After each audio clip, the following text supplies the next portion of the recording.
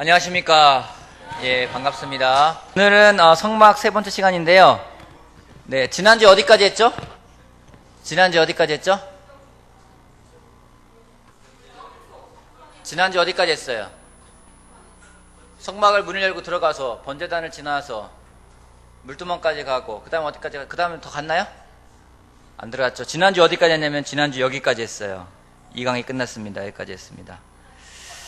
자, 오늘은 성소하고 지성소를 보도록 할게요. 자, 성소, 지성소, 하나님과의 만남이라는 주제를 가지고 같이 나누도록 하겠습니다. 저기 이쪽 우측에 있는 이쪽에 있는 게 이거는 법궤를 들고 가는 거고요. 이게 뭔지 뭐인 것 같아? 이쪽에 있는 거는요? 이게 어디인 것 같아요? 이게? 그렇죠. 여리고성이라고 생각이 들어요. 저도요. 확실하게는 잘 모르겠는데 뭐 그림으로 여리고성이 아닐까 생각이 듭니다. 질문 하나 해볼게요. 그 당시에 이스라엘 민족은 성막을 중요하게 여겼나요? 중요하지 않게 여겼나요? 성막을 중요하게 여겼어요. 성막을 얼마나 중요하게 여겼을까요? 성막을 중심으로 생활했다는 것들을 알고 계시죠? 성막이 굉장히 중요했기 때문에 그 이스라엘 남자 군인들이 지켰어요. 남자 군인이 대략 그 당시에 몇만 명이었는지 아십니까? 남자 20세 이상 남자 20세 미만은 남자로 안 쳤어요. 그때 그냥 싸울 수 있는 남자 20세 이상. 그 민수기에 보면 나오는데요. 이렇게 돼 있습니다. 남자만 60만 명이에요. 그 남자 60만 명이 이렇게 진을 친 거예요. 갓지파, 시몬 지파, 루벤 지파 쪽에서 15만 명, 스불론, 이사갈, 유다 지파에서 18만 6천 명, 납달리, 아셀, 단 지파에서 15만 7천 명, 베냐민, 므낫셋, 에브라임에서 10만 8천 명 정도가 이렇게 진을 쳐서 이렇게 이쪽은 다 그 불하게 되겠죠. 불하게 되고 군인들이 딱 만들어가지고 진을 치고서는 성막을 지키면서 살았습니다. 성막을 중심으로 지냈고 이걸 통해 볼 때 이들이 얼마나 성막을 중요하게 여겼고 성막이 정말 그들의 삶의 중심이었다는 것을 알 수가 있습니다.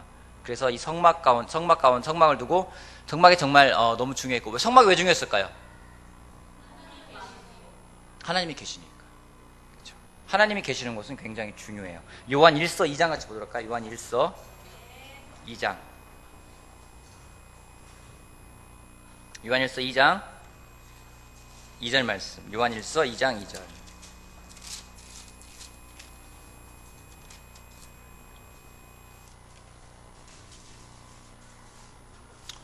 (2장 2절) 말씀 같이 한번 읽어봅시다. 요한 1서 2장 2절 말씀 같이 읽어봅시다. 시작. 그는 우리 죄를 위한 화목 제물이시니 우리 죄만을 위한 것이 아니라 온 세상을 위한 것입니다.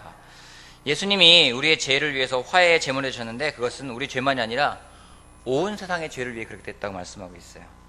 성막을 공부하고 있는데 성막이라는 통해서 우리가 배울 수 있는 것은 하나님이 인간을 얼마나 사랑하셨는지를 느낄 수 있는 공간이 성막입니다.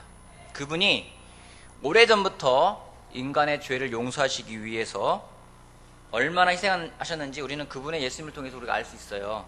근데 또한 하나님께서 우리 인간들과의 관계를 위해서 그 미래를 준비했다는 사실 하나하나가 굉장히 놀라운 것입니다. 성막 공부를 통해서 우리가 그런 걸 점점 더 알아갔으면 좋겠어요. 하나님이 계시고 하나님이 얼마나 사랑하시는지에 대해서 같이 한번 배워가는 시간을 갖도록 하겠습니다.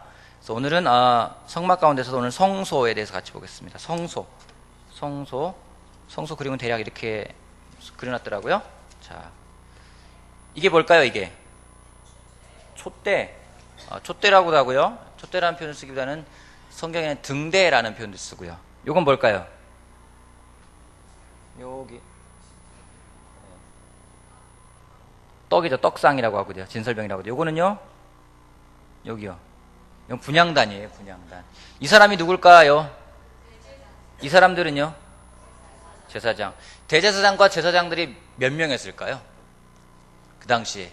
제사장, 기사장, 그러니까 주제사장은 결국에는요, 그 모세와 아론의 아들들로 연결되잖아요. 그들의 제사장들이 대략 몇 명이었을 것 같아요? 그 당시에. 100명? 100명? 100명? 몇백 명? 여러분, 각 지파마다 되게 많잖아요. 레위 지파잖아요. 한 지파예요. 10,000명? 10만 명? 10만 명까지 아니고 한 4만 명 정도 있었다 그래요. 4만 명 정도. 제사장들이 4만 명 있었어요. 그러니까 얼마나 많이 교대로 일을 했겠습니까? 그래서 보면은요, 먼저 오늘은 성소 가운데 있는 것 중에 떡상, 촛대, 분향단에 같이 보겠습니다. 성소의 모든 기구의 재료는 뭘로 만들어졌다고요? 금입니다. 출애굽기 26장 보도록 할게요. 출애굽기 26장. 출애굽기 26장 29절 말씀.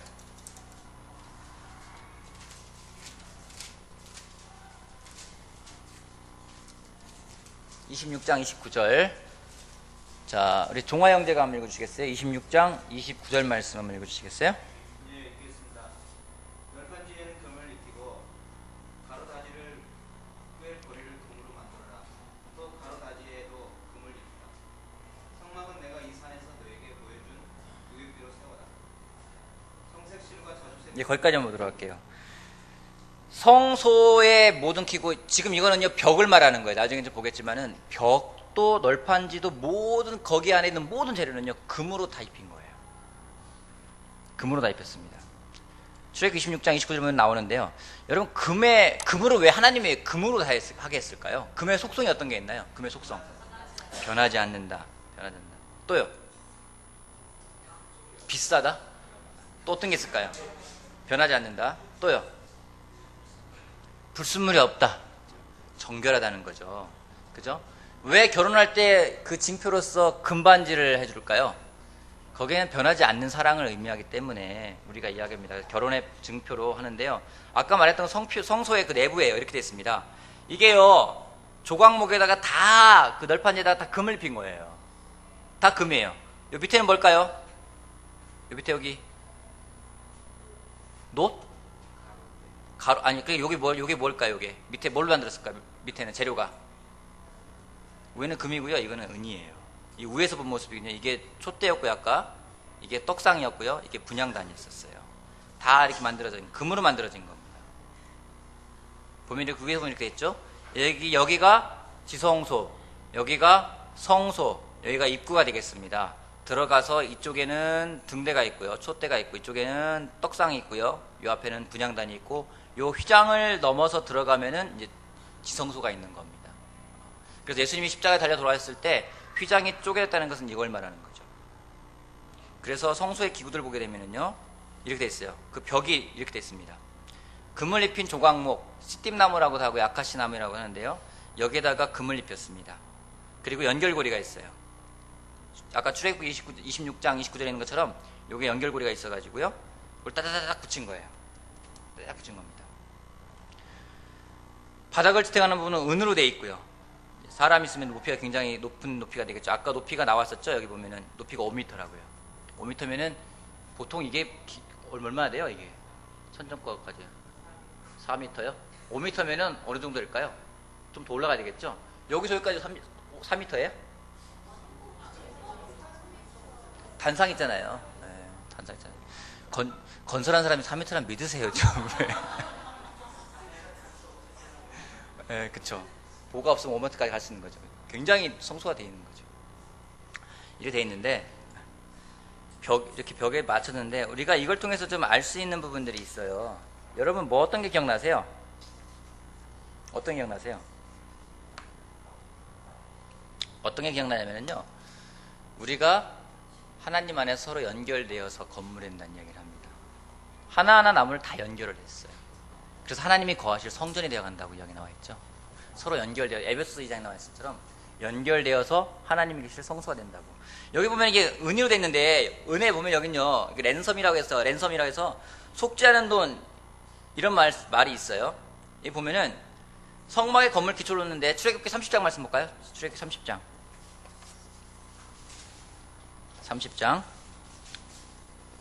11절 말씀부터, 30장 11절 말씀부터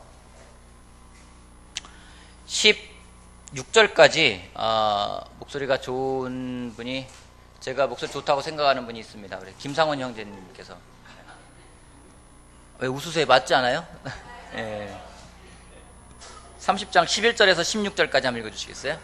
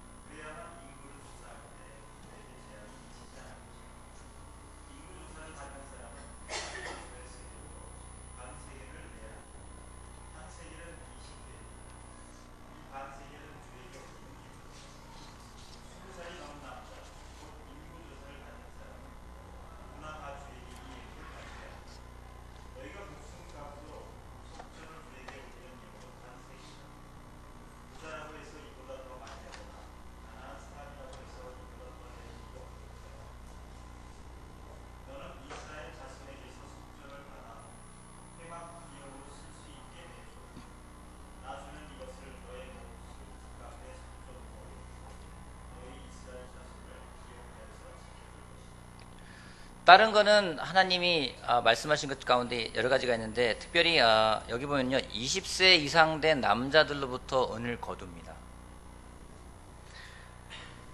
인구조사 시에 의무적으로 돈을 내게 했어요. 왜 그랬을까요? 왜 그랬을까요? 죄값이기도 하죠. 왜 그랬냐면요 인구조사를 하면서 자기네 수가 많으면 어떤 생각이 들 것 같아요? 자기네 부족 인구가 많으면 세다고 느끼겠죠. 그죠? 인구조사를 하는데 그 와중에 백성의 수요를 자랑하는 범죄를 저지를 수가 있기 때문에 그렇기 때문에 속전을 내게 돈을 내게 만들어요. 그럼 어떤 생각이 들겠습니까? 여러분 만약에 많이 번다 그러면은 세금을 많이 내야 되죠. 그죠? 그래서 많이 벌지만 매출 같은 거를 조작을 하기도 하고 속이기도 하고 해서 세금을 덜 내려고 그래요. 그죠? 근데 적게 벌면 세금을 적게 내죠. 마찬가지로 인구가 많다 막 자랑하고 싶은데 자랑하면 자랑할수록 내야 될 돈이 더 많은 거예요. 그리고 이 돈은 죄를 저지르기 전이라도 그 죄를 속하였다고 합니다. 그래서 속전은 나중에 모아져서 회막 비용으로 쓸 수 있게끔 만들었습니다. 이건 자원에서 바치는 게 아니라 이건 의무적이에요. 나머지 성막을 바칠 때 다 자원에서 사람들이 갖다 냈습니다. 금도 그렇고 뭣도 그렇고 다 그렇습니다. 아까 물두멍 여자들의 놋거울을 만들었다고 하잖아요. 그죠? 다 자원했는데 이거는 의무적으로 드리는 거였어요. 왜냐면은 그래야 12절에 있는 말씀처럼 그래야만 인구조사를 할 때 그들에게 재앙이 미치지 않을 거라고 이야기를 합니다. 성막을 만드는 데 있어서 다른 것은 자발적인데 이것만큼은 자발적인 것이 아니라 의무적이었었어요. 우리도 살아가면서 제자로 살아가면서 자발적으로 하는 게 있지만요 의무적으로 해야 될 것도 있어요. 그죠? 하나님께 드리는 것들, 하나님이 드리라고 했던 것들, 그건 우리가 의무적으로 해야 되는 거죠. 여러분 헌금은 자발적인 건가요? 의무적인 걸까요? 둘 다가 포함되겠죠. 그죠? 둘 다 포함되지만 좀 더 의무적인 게 더 많겠죠? 하나님이 정해준 법칙이고요. 그걸 전해야 되기 때문에. 한번 생각해 봤으면 좋겠습니다. 우리가 가진 게 많다 생각하면요 우리가 교만해져요. 한번 생각해 볼까 그런 거죠. 우리가 가진 것을 과연 세고 있는가? 내가 가진 게 뭔지를 막 세고요. 그걸 셈하고요. 거기에 빠져있으면요. 하나님은 멀리하게 됩니다. 우리가 한 가지 조심할 것은 우리가 정말 내가 가진 게 많다고 해서 교만해지거나 어리석은 사람이지 않길 바라겠습니다. 여기 보면 아까 여기 보면 연결고리라는 게 있는데요. 다시 에베소서 2장 말씀 다시 한번 보도록 할게요. 에베소서 2장. 에베소서 2장 21절 22절 말씀 봅시다. 자, 21절 22절 희락형제가 한번 읽어주실래요? 에베소서 2장 21절 22절. 네.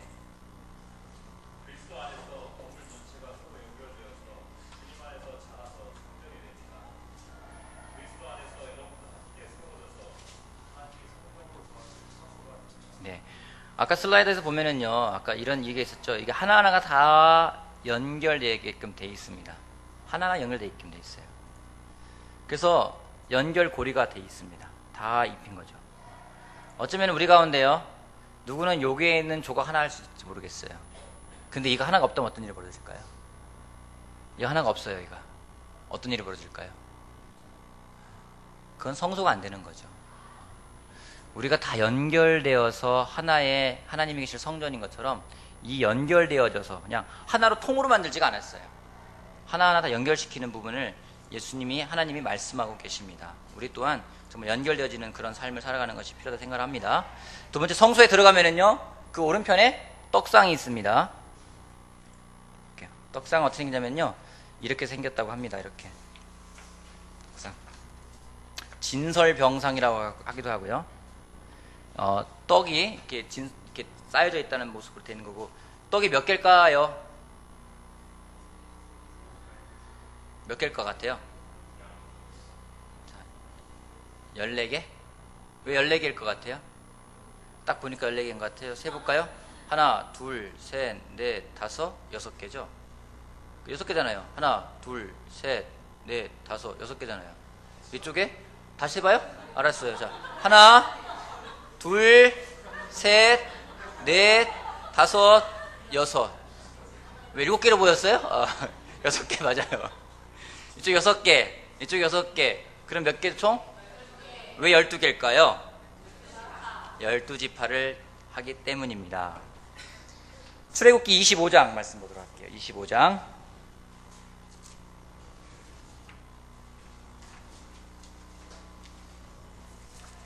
25장 23절부터 24절까지 김상원 형제 다시 한번 읽어주실래요? 출애굽기 25장 23절 24절. 길이가 두자, 너비가 한 자, 높이가 한 자 반인 상을 만들어서 순금으로 입히고 둘레에는 금테를 두더라. 25절까지요.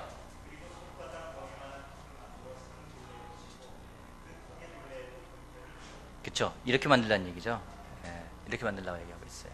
하나님이 그냥 대충 떡상 만들어야지 않고요, 아주 정확하게 얼마라고 명확하게 이야기를 해주고 계십니다. 그다음 37장만 들어가요. 37절 37장 출애굽기 37장 10절 말씀부터 16절까지 보면은요, 자, 그는 아카시아 나무로 길이가 2자이고 너비가 1자이고 높이가 1자 반인 상을 만들어서 순금을 입히고 둘레에는 금테를 둘렀다. 그리고 손바닥 너비만한 턱을 만들어 상 둘레에 붙이고 그 턱의 둘레에도 금테를 둘렀다. 금고리 넷을 부어 만들어서 이 고리를 상다리가 붙어 있는데 네 모퉁이에 하나씩 붙였다. 그 고리를 턱 곁에 달아서 상을 운반할 때 쓰는 채를 끼워 쓸 수 있게 하였다. 그는 아카시아 나무를 만들고 거기에 금을 입혀서 상을 운반할 수 있게 하였다. 상에 쓸 기구들 곧 그 상에 올려놓을 대접과 종지와 부어드리는 재물을 담을 병과 잔을 순금으로 만들었다라고 얘기 나옵니다. 떡상에는 특징이 있는데요, 첫 번째는요, 항상 차려져 있어야 됩니다. 항상 차려져 있어야 됩니다. 그리고 12개인데 12지파를 나타냅니다. 자, 떡상에 있는 떡은 누가 먹을까요? 누가 먹을까요? 누가 먹을 것 같아요? 제사장? 다른 사람?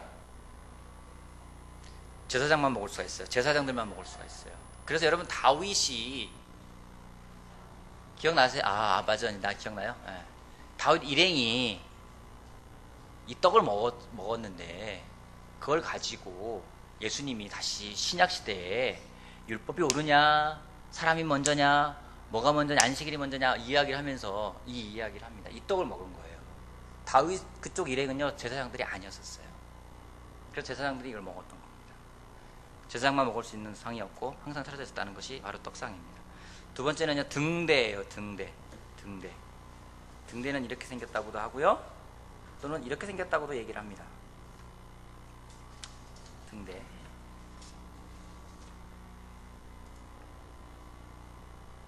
재료는 뭘까요?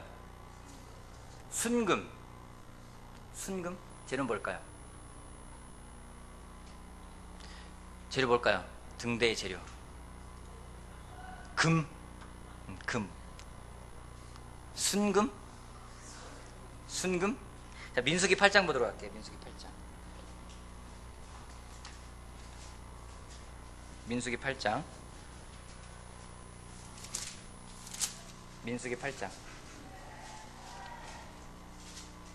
4절 말씀 한번 볼게요. 4절 말씀. 자, 4절. 등잔대는 금을 두드려서 만들었다. 줄기꽃뿐만 아니라 꽃잎 모양 받침도 모두 망치로 두드려서 만들었다. 주님께서 모세에게 보여주신 견본대로 등잔대를 만들었다. 이 등잔대는요, 뭘로 만들었는지, 여기는 금이 나왔는데요, 정확히 말하면요, 정금입니다. 정금. 여러분, 정금과 순금의 차이가 뭐예요? 금에 대해 좀 관심 있으신 분, 금 좋아하시는 분, 좋아하는 사람이 있군요. 예. 정금과 순금이 있어요. 순금은 뭐고 정금은 뭐예요? 순금은 정금은요? 정련된 금. 어느 게 비쌀까요? 정금이요, 순금이요? 나 순금이다. 순금하면 손 들고, 순금. 확신을 갖고 손 들. 정금이다. 등대는 정금으로 만들었는데요, 정금이 얼마 들었냐면은 약 1달란트가 들었다고 합니다. 1달란트면은요 34kg. 금 34kg이면 엄청 많은 거죠. 네, 34g이 아니라 34kg. 몇 돈이에요? 몰라요? 저도 몰라요. 정금 34. 정확히 말하면 272kg을 들어가는 거예요. 근데 정금과 순금의 차이가 있습니다. 먼저 황금이란 말 쓰시죠. 황금을 갖다가, 황금은 금광에서 막 채굴한 겁니다. 그거를 갖다가 어디다 집어넣죠? 어디다 집어넣어요? 용광로, 불에다 집어넣죠.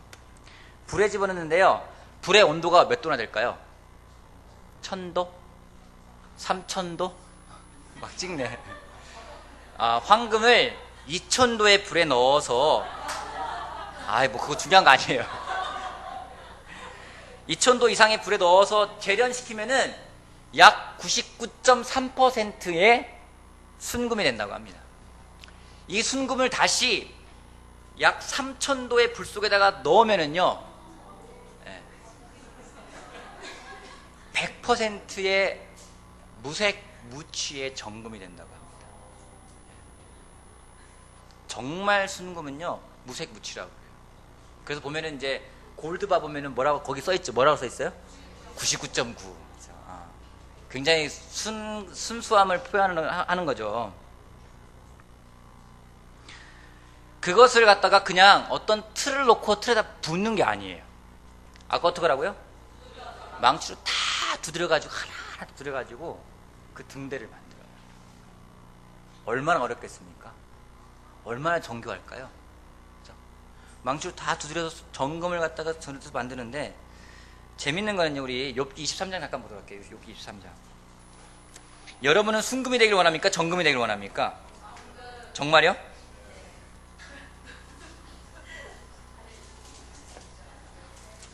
그렇게 하나님이, 자, 이렇게 물어볼게요.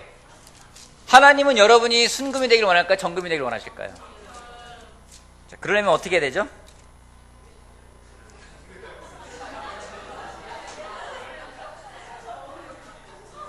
자, 23장, 욥기 23장.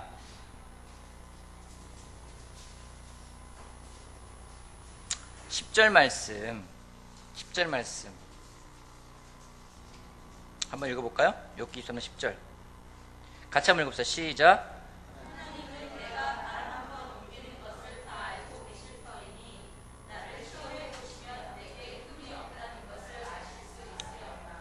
욥기가 그런 얘기를 하고 있어요. 근데 이게 그 개역 성경에는 이렇게 나와 있습니다. 그러나 하나님은 내가 가는 길을 다 알고 계신다. 그가 나를 단련하신 후에 내가 순금처럼 깨끗할 것이다. 여기 보면 이 순금이라 표현되는데요, 영어 성경에 보면 이제 pure gold, 정금이라는 표현이 있어요.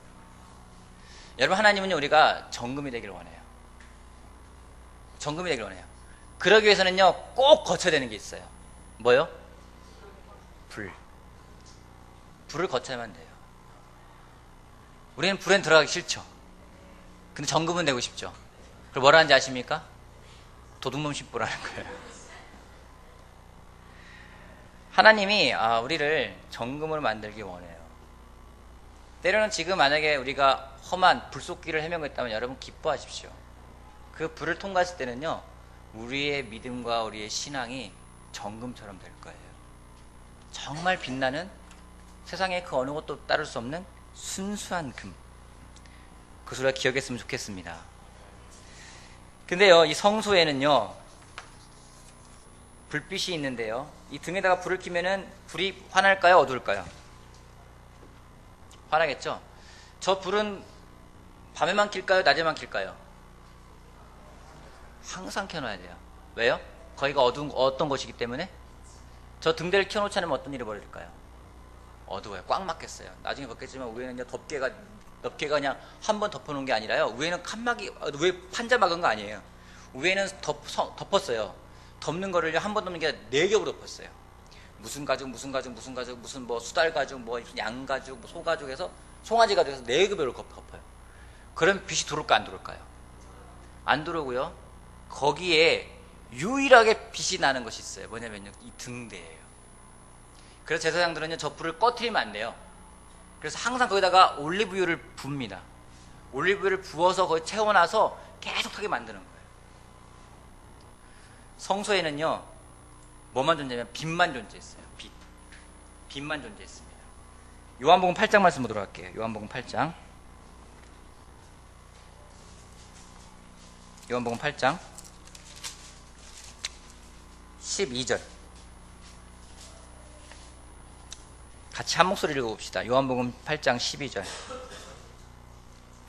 같이 읽어볼게요. 시작. 예수께서 다시 그들에게 말씀하셨다. 나는 세상의 빛이다. 나를 따르는 사람은 어둠 속에 다니지 아니하고 생명의 빛을. 성소에는 빛이 있는데 참 그런 생각 안 해보. 저는 그런 생각 했어요. 성소 한쪽에다가 창문을 좀 만들어 놓지. 그럼 빛이 들어오고 좋을 텐데. 근데요, 하나님은 그걸 원하지 않았어요. 하나님은요, 외부에서 빛이 들어오는 걸 원하지 않았어요. 왜요? 하나님 자체가 빛이기 때문에. 그것이 하나님이 계신 곳을 다 비출 수 있기 때문에. 우리가 생각할 때는 그건죠. 교회가 빛을 내고 있는지, 아니면 외부의 빛이 교회로 들어와서 교회를 비추고 있는지, 우리가 빛을 내야 되는 거예요. 마태복음 5장에는 우리를 보고요, 너희는 세상의 빛과 소금이라고 했습니다. 그렇죠? 우리를 빛이라고 이야기를 했어요. 우리가 빛이라면 우리가 빛을 내는 거야 되겠죠. 또 하나님 말씀은 내 발에 뭐라고 했죠? 내 발에 등이라고 했어요. 하나님 말씀은요, 내 발에 등이에요. 내가 가야 될 그 길을 밝힐 수 있는 건 뭐냐면요, 하나님 말씀밖에 없다는 거죠. 그 말씀이 육신이 되어 이 땅에 오신 분이 예수님이고, 그분이 나는 빛이라고 했고, 그 빛을 우리가 받았기에 우리 또한 빛이 되는 거죠. 자, 한번 생각해 보십시오. 성소에 그 벽이 다 뭐예요? 금이죠. 금을 다 입혀놨어요. 그죠? 그리고 깜깜해요. 그리고 거기에 있는 모든 기구는 뭐예요? 다 금이에요. 그리고 거기에 불빛이 딱 비춰져요. 어떨 것 같아요? 상상은 되세요? 다 금이에요, 다 금. 그래서 빛을 한번 내면은요, 그 빛이 반사되겠죠. 그럼 그곳이 어떨까요? 빛으로 가득 차겠죠. 그곳이 하나님이 계신 곳이었어요. 아까 그 널판지 하나하나가 누구라고요? 우리들이에요. 우리들이 빛을 내면은 화내야 되겠죠. 이 자리에 모인 우리들, 이 자리가요, 가장 화내야 돼요. 이 고양시에서 가장 빛나는 곳이 이곳이라는 걸 확신합니다. 한번 여러분 점검해 보세요. 내가 정말 빛이 나고 있는지, 아니면 꺼져가고 있는지. 빛나는 여러분들이 바라겠습니다. 아멘. 여러분 얼굴 좀 한번 빛나게 한번 해보세요. 자, 빛나는 그 얼굴 한번 격려 한번 해봐 주세요. 옆에 사람을 좀. 빛을 내서.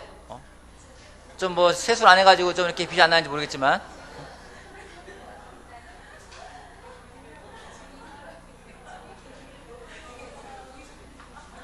자, 다음은 분향단입니다. 분향단. 자, 분향단은 뭐 하는 데일까요? 생긴 건 이렇게 생겼습니다. 역시 금으로 만들었습니다. 분향단 역시 금으로 만들었습니다. 분향단이 이렇게 됐고요. 여기 향을 내는 거죠. 향을 피우는 거죠. 자, 출애굽기 3장 1절, 30장 1절입니다. 죄송합니다. 30장 1절. 출애굽기 30장 1절부터 4절까지. 출애굽기 30장 1절부터 4절까지.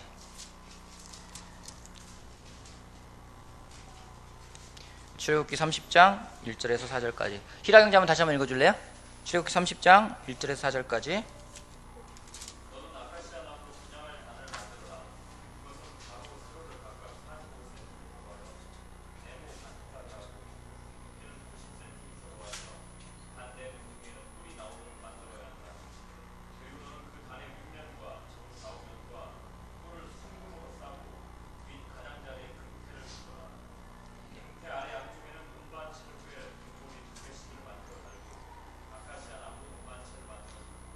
예, 이렇게 만드는 얘기죠. 고리를 만들어서 아카시아 나무로 금을 싸가지고 이렇게 만들고, 여기 뿔 4군데, 뿔. 아까 뿔도 어디 있었죠? 뿔에 번제단에 뿔이 있었죠? 번제단에 4개 뿔이 있었던 것처럼 마찬가지로 뿔이 있어요. 뿔이 있어서 이제 향이 나는 겁니다. 금 다 이건 뭐를 만들었다고요? 금. 온통 금이에요, 그냥. 하나님 금 무척 좋아하시는 것 같아요. 다 금이에요. 자, 또 하나 보면 계시록 8장 보도록 할게요. 8장 3절, 4절. 자, 종화형 한번 읽어줄래요? 예. 있겠습니다. 또 다른 천사가 와서 금의 향로를 들고 제단에 섰습니다. 그는 모든 성소의 기도의 향을 구해서 보좌와 금 제단에 드리려고 많은 향을 받았습니다. 그래서 향의 연기가 성도들의 기도와 함께 천사의 손으로부터 하나님 앞으로 올라갔습니다. 예. 금향로에는요, 향이 나는 거예요. 거기에 뭐가 같이 올라간다고요, 향에? 누구의 기도요? 성도들의 기도 같이 올라간다고 그래요. 자, 그러면 하나님이 그 향이 나면 그 향을 어떻게 할까요? 이렇게 할까요? 향이 나면 어떻게 할까요? 향을 맡으시고 어떠실까요? 그 다음에 좋은 냄새 맡으면 기분이 어때요? 자, 지금 맡고 싶은 냄새가 뭐예요? 음식 냄새? 배고픈 사람들? 자, 냄새가 딱 나요. 그럼 맡으면서 어때? 그 다음에 좋으면은 좋은데 그러잖아요. 그죠? 계시록 5장 8절 말씀 보도록 할게요. 자, 거기는 누가 읽으자면요, 재고 형제 한번 읽어줄래요? 계시록 5장 8절.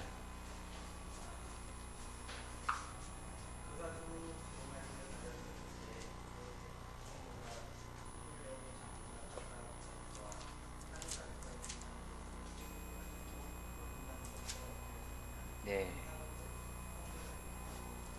네. 그 향은 곧 누구라고요? 성도들의 기도라고요. 하나 더 보도록 할게요. 시편 141편 2절 말씀 보도록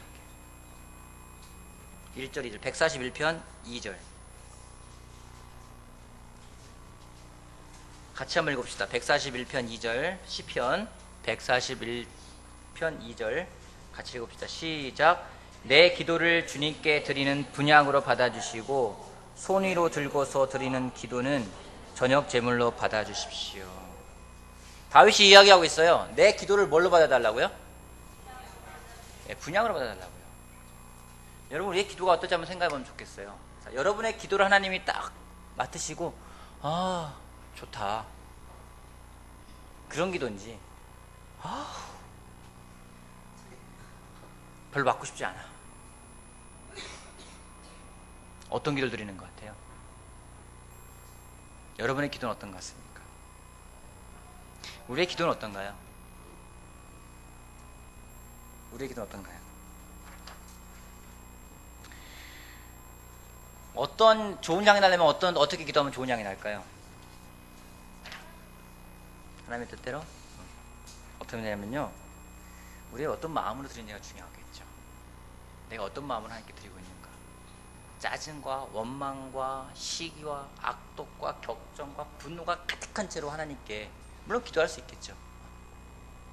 아니면 정말 하나님께 감사로 기도하는 자. 성경 말씀에요, 제사를 드리되 감사로 제사를 드리는 자가 하나님을 기쁘게 한다고 이야기하고 있습니다. 우리가 기도할 것은 감사한 기도가 참 많이 있을까 생각이 듭니다. 여러분, 감사한 거 많죠? 정말 감사의 기도가 많습니까? 아니면 간구하는 기도가 많습니까? 우리의 기도가 감사의 기도가 된다면, 우리의 기도가 정말 하나님을 기쁘게 하는 기도가 된다면은 하나님이 우리의 기도를 맡으시고 기분 좋다, 그런 기도가 될 수 있게끔 우리의 마음을 바로잡는 것이 필요하다 생각을 합니다. 아멘. 네. 자, 좀 빨리 넘어가 볼게요. 자, 법궤는 이렇게 생겼습니다. 자, 법궤 간단히 보면은요, 법궤 이게 뭐죠? 무슨 천사요? 자, 그룹 천사는 뭐라는 사람들인가요? 뭐라는 천사들인가요? 그룹 천사가 등장할 때가 있습니다. 언제 등장하죠? 에덴 동산. 뭐 하는 사람들이었어요? 에덴 동산을 지키는 사람들이었어요. 그룹 천사가 있었고, 자, 이 안에 들어가는 거 세 가지 뭐가 들어가죠? 자, 십계명, 그 다음에 아론의 어떤 지팡이? 쌍난 지팡이. 또 하나 만나가 들어가나요? 만나가든 항아리가 들어가나요? 항아리가 들어가나요? 네, 만나든 항아리가 들어갑니다. 네, 세 가지가 들어갑니다. 법궤에는요. 법궤에 보면은 여러 가지 의미가 있는데, 예전에 법궤의 의미, 아크라는 말을 썼을 때 노아의 방주가 아크였고요. 모세의 갈대상도 아크였고요. 또 하나님의 교회라는 뜻이 있습니다. 법궤라는 세 가지 의미가 있다는 거 보았습니다. 이 법궤를 또 속죄소라고도 하고요, 시은좌라고도 합니다. 보면은요, 법궤들은 세 가지는 아까 말했던 것처럼 똑같이고요. 시은좌라는 것은 어떤 말이냐면요, 죄를 용서한다는 의미가 있는 겁니다. 지성소에서 하는 일이 뭐냐면요, 무슨 일 할까요? 대제사장이 지성소에 가서 뭐 할까요? 하나님 말씀을 들어요? 또요? 기도? 무슨 기도를 할까요? 대제사장이 들어가서 당면한 국가의 문제, 그 민족의 문제를 이야기를 합니다. 또 그리고 백성들의 죄에 대해서, 자신의 죄에 대해서 이야기를 합니다. 하나님의 말씀이나 하나님이 계신 그 법궤가 있는 곳, 하나님의 그 정말 살아계심이 있는 그 궤 앞에서 무엇을 해야 될지 용서하는 겁니다. 용서하는 것. 용서를 구하는 것도 필요해요. 근데 하나님 말씀 앞에서요, 우리가 또 한 가지 할 것은 용서하는 겁니다. 용서하는 것. 지성소에서 하는 일은요, 용서하는 일을 하는 거예요. 또 기도드리는 일을 하는 겁니다. 우리가 정말 하나님과 만났을 때 뭘 할까? 많은 거 할 수 있겠죠? 하나님 만났을 때 우리가 무엇보다 우리 마음에 대해서 용서를 구하고 또 누군가를 용서할 수 있는 사람이 되기를 바랍니다. 예수님이 가르쳐준 기도 가운데요, 그런 기도가 있죠.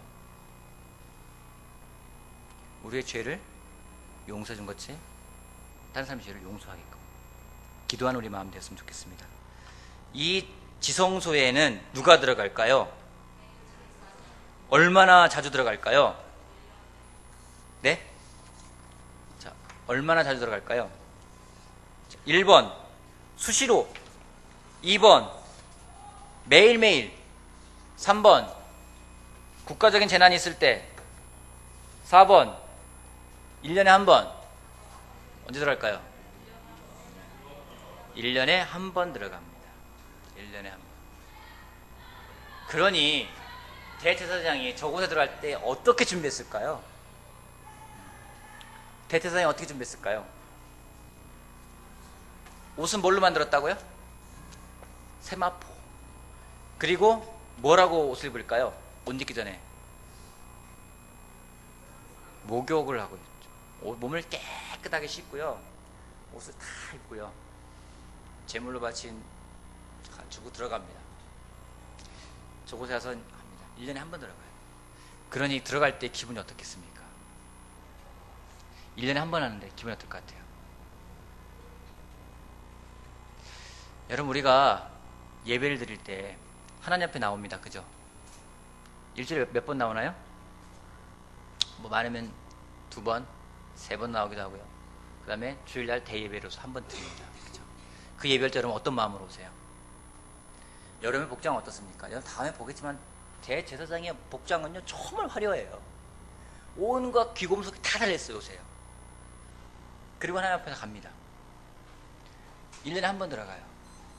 근데 우리가 예수님의 그 죽음으로 인해서 성소의 휘장이 착 갈라지고 지성소까지 들어갈 수 있는 그 길을 만들어 놨어요. 우리가 매일매일 주일마다 나와서 하나님 앞에 나옵니다. 예배는 우리가 하나님 앞에 나오는 거잖아요. 그죠? 그죠? 하나님 앞에 나와서 우리 같이 모여서 예배 드리는 거예요. 지난번에 어느 바이블톡이더라? 어느 바이블톡인지 모르지만, 맞아요. 형선이 형네 바이블톡이었구나. 지난주였나요? 옷을 다 양복을 입고 왔어요. 형선이 형도 그렇고 재곤이도 그렇고 양복 입고 왔었어요. 진짜 양복 입고 왔었지. 그죠? 그래서 오늘 무슨 일 있어? 그러니까 예배잖아요. 딱 그러는 거예요. 그죠? 하나님 앞에 나올 때 어떻게 구할지. 여러분 대통령 내일 만난다. 어떻게 구할 것 같아요? 가장 좋은 옷 입고 가지 않겠어요? 그죠? 근데 형제들 이해합니다. 어떤 형제들은 매일 양복 입고 출근하기 때문에 이럴 만큼은 좀 자유롭게 와서 입고 와서 예배 드릴 수 있을 것 같아요. 뭐 그렇게 이해합니다.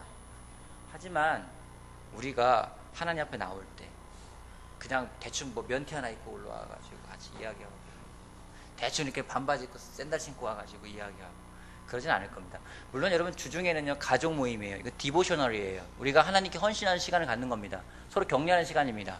좀 예배와는 좀 성격이 달라요. 다르시겠지만은 주일 예배는 하나님께 드리는 겁니다. 특별히 자매들은 정말 예쁘게 하고 오더라고요. 그냥 버릇인 것 같아요. 어디를 가도 예쁘게 하고 다니는 게 버릇인 것 같아요. 형제들 우리 이번 주일날 올 때 좀 마음 준비 새롭게 하고, 그렇다고 꼭 양복 입고 라는 얘기는 아니에요. 예. 양복 입고 오면 좋겠지만 양복 안 입어도 상관없어요. 하지만 마음 준비 잘하고, 좀 그날은 일찍 일어나서 머리 좀 잘 만지고 막 부시시 막 떠가지고 이렇게 오지 말고 잘 씻고, 그래서 하나님 앞에 왜 웃으시죠? 당연한 거 아닌가요? 잘 씻고 마음 준비하고 좀 우리 마음이 정말 깨끗한 상태로 주님 앞에 나온다면은 하나님이 정말 기뻐하실 거 생각합니다. 우리가 사람 기쁘게 하자고 모이는 게 아니잖아요. 그렇죠? 하나님을 기쁘게 하는 그 대제사장은 1년에 한 번 지성소에 들어가서 하나님 앞에 법궤 섰습니다. 정말 떨리는 마음으로 섰겠죠. 우리가 정말 그런 마음으로 예배를 드릴 수 있다면은 하나님이 정말 기쁘게 할까 생각을 합니다. 이 성막은요, 그 무엇보다 하나님이 주셨어요. 이렇게 하라고. 그리고 어디에 거하겠다고요? 사람들 가운데 거하게 했어요. 그리고 그들의 영적인 필요를 채우고자 합니다. 이 성막은 예수님의 그림자입니다. 예수님께서 역시 하나님 앞에 나아갈 수 있도록 부족한 우리들을 채우려고 이 땅에 오셨습니다. 하나님의 계획이었죠. 성막을 통해서 우리가 정말 그런 마음을 키워갔으면 좋겠어요. 하나님이 얼마나 우리와 함께 하기를 원하시는지, 우리가 얼마나 하나님 중심으로 살길 원하는지, 그것을 떠나지 않고 그 주위에 모여 살길 원하는지 우리가 기억하는 시간이 되었으면 좋겠습니다. 우리가 배웠어요. 성막이 테두리가 있고 문이 하나였고, 들어가면 번제단이 있고 물두멍이 있고, 성소로 들어가고 성소의 오른쪽에는 떡상이 있고 왼쪽에는 등대가 있고요, 앞에는 분향단이 있고, 연기를 펴서 막 연기가 난 다음에요, 연기가 가득 차면 그때 지성소에 들어가는 거예요. 그래야 죽지 않아요. 안 그러면 죽는다고 돼 있어요. 지성소에 들어가서 대제사장이 하나님께 향을 올리고 경배를 하고 기도를 하고 말씀을 받고 나옵니다. 우리가 정말 그 일을 주일날 하고 있는 거예요. 우리가 매일매일 그걸 하고 있는 거예요. 그 모든 것들을 이루신 예수님께 너무나 감사하고 또 그런 마음을 키워가는 시간이 됐으면 좋겠습니다. 아멘. 자, 이걸로 3강이 끝났고요. 다음 시간에는요, 제사장에 대해서 같이 배워볼 생각.